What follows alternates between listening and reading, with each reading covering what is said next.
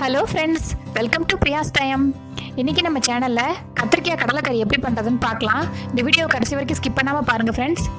வெள்ளை எள்ளு எடுத்து வச்சுருக்கேன், சோம்பு, கசகசா, பூண்டு, இஞ்சி, தேங்காய், மல்லித்தலை, பொட்டுக்கடலை 50 எடுத்து வச்சுருக்கேன், வேர்க்கடலை 200 எடுத்து வச்சுருக்கேன், கரம் மசாலா, புளி, மஞ்சத்தூள், உப்பு, மிளகாய்த்தூள், தனியாத்தூள் எடுத்து வச்சுருக்கேன், கருவேப்பிலை, கிராம்பு, பட்டை, இலை, ஏலக்காய் எடுத்து வச்சுருக்கேன், பெரிய வெங்காயம், தக்காளி எடுத்து வச்சுருக்கேன், கத்திரிக்காய் 1 கிலோ எடுத்து வச்சுருக்கேன். இப்போ கத்திரிக்காய் கடலைக்கறி பண்ணுறதுக்கு தேவையான பொருட்கள்லாம் பார்த்தாச்சு. இது இப்போ எப்படி பண்ணுறதுன்னு நம்ம பார்க்கலாம்.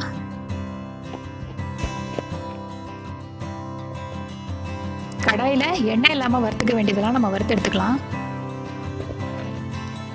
கசகசா 1 ஸ்பூன் எடுத்து வச்சுருக்கேன், நம்ம வறுத்துடலாம்.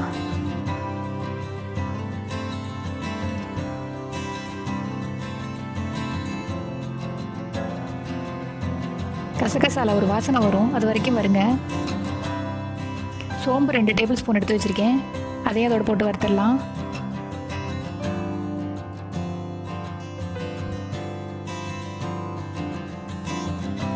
வெள்ளை எள்ளு 1 ஸ்பூன் எடுத்து வச்சுருக்கேன், அதையும் அதோட போட்டுக்கிறேன்.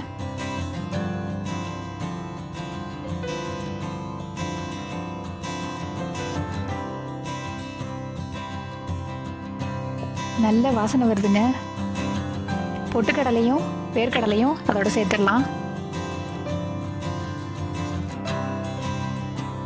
ஏற்கனவே வறுத்த வேர்க்கடலை தான் இது, தோலெல்லாம் எடுத்துட்டு வச்சுருக்கேன்.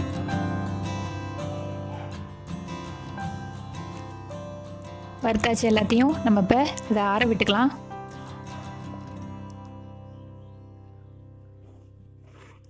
கடாயில் சிறிது எண்ணெய் விட்டுருக்கேன். நறுக்கி வச்சிருக்க 4 பெரிய வெங்காயத்தையும் அதோட போட்டு வதக்கணும்.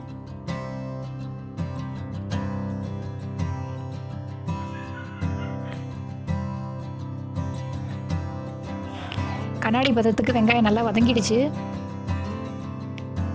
தக்காளி 3 எடுத்து வச்சிருக்கதையும் அதோட போட்டுடலாம். நம்ம புளி போடுறோம், அதனால தக்காளியை பார்த்து போட்டுக்கோங்க. தக்காளி வேகிற அளவுக்கு நம்ம உப்பு போட்டுக்கலாம். இதை நம்ம வதக்கி அரைக்கி போகிறதுனால பெருசு பெருசாக தான் நறுக்கியிருக்கேன். 15 பூண்டு பல் எடுத்திருக்கேன், அதையும் அதோட சேர்த்துடலாம்.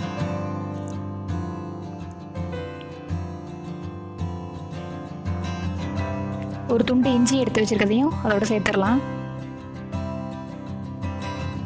தேங்காய்,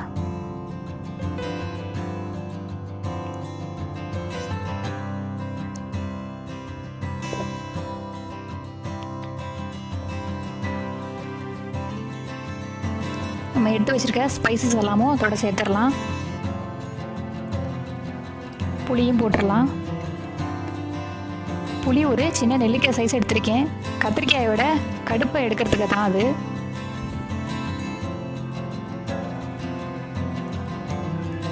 எல்லாம் நல்லா வதங்கிடுச்சு.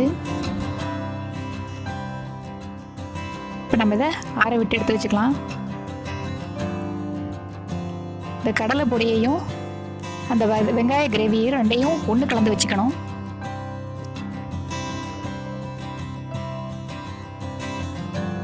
இப்போ நம்ம கத்திரிக்காயை இப்படி நறுக்கி வச்சுருக்கேன். இது எப்படி நறுக்கணுமோ இப்போ நான் காட்டுறேன்.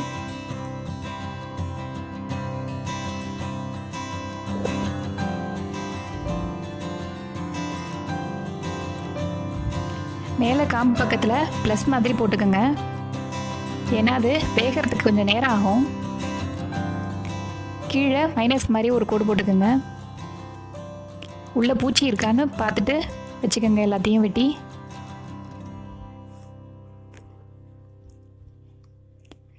இப்போ இதில் நம்ம கலந்து வச்சுருக்க இது எல்லாத்தையும் அதில் அடைச்சி வச்சுக்கலாம். எண்ணெயில் தாளிக்க வேண்டியதெல்லாம் தாளிக்கணும். கருவேப்பிலை, பட்டை, இலை எல்லாத்தையும் போட்டுடலாம். அதோட நம்ம இப்போ கத்திரிக்காயை போடணும்.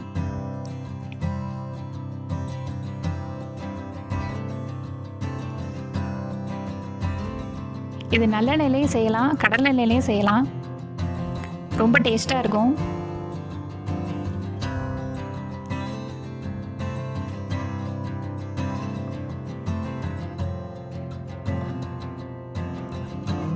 நான் எடுத்துருக்க கத்திரிக்காய்க்கு ஏற்ற அளவுக்கு நான் காரத்தை இது பண்ணியிருக்கேன். நீங்கள் உங்கள் வீட்டில் இருக்கிற அதுக்கேற்ற மாதிரி அளவை கூட்டி குறைச்சிக்கோங்க. மிளகாய்த்தூள் 2 டேபிள் ஸ்பூன் எடுத்துருந்தேன், தனியாத்தூள் 3 டேபிள் ஸ்பூன் எடுத்துருந்தேன், மஞ்சத்தூள் சிறிதும், கரம் மசாலா கொஞ்சமும் போட்டிருந்தேன். நம்ம இதில் அடைச்ச கிரேவி இது போக மிச்சத்தை அதில் நம்ம கொட்டிடணும்.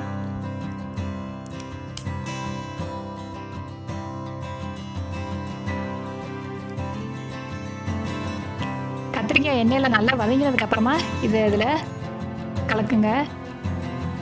முன்னாடியே கலந்துட்டிங்கன்னா கத்திரிக்காயெல்லாம் வந்து உடஞ்சிடும்.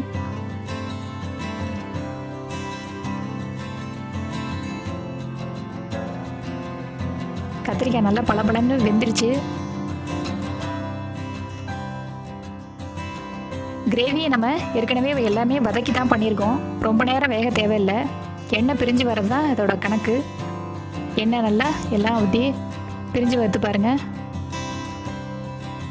இப்போ அதில் கொத்தமல்லியை தூவிக்கலாம். இது சாதத்துக்கு, சப்பாத்திக்கு, பூரிக்கு எல்லாத்துக்குமே நல்லா சூட்டபுளாக இருக்குங்க. தயிர் சாதத்துக்கு ரொம்ப ஆப்டாக இருக்கும்.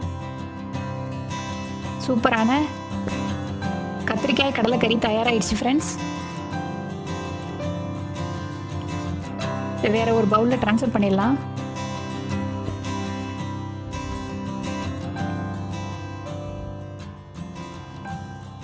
இந்த வீடியோ உங்களுக்கு பிடிச்சிருந்ததுன்னா லைக் பண்ணுங்கள், ஷேர் பண்ணுங்கள், கமெண்ட் பண்ணுங்கள்.